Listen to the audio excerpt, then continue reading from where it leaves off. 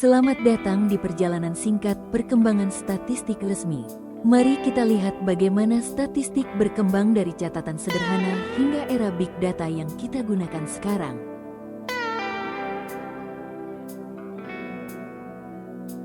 Fase pertama dimulai di awal 1800-an. Pada masa ini, statistik digunakan sebagai alat administrasi negara. Misalnya untuk mencatat jumlah penduduk, kesehatan masyarakat, atau ekonomi. Tokoh penting di fase ini adalah Florence Nightingale, seorang perawat yang membuat diagram penyebab kematian tentara pada tahun 1855.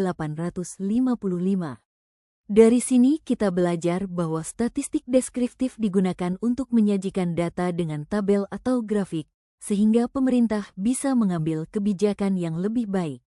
Jadi, di fase ini fokusnya pada statistik deskriptif. Memasuki fase kedua di 1900-an, perkembangan statistik semakin maju.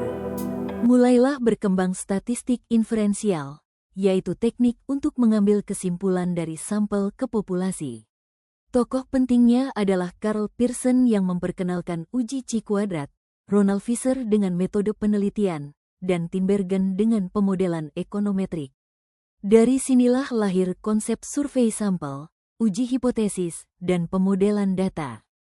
Jadi, kita tidak hanya mendeskripsikan data, tapi juga menganalisis dan menarik kesimpulan.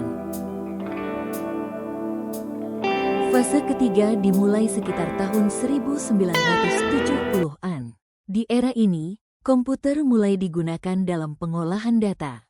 Bayangkan kalau dulu perhitungan dilakukan manual, sekarang sudah ada komputer mainframe, spreadsheet, hingga cloud computing.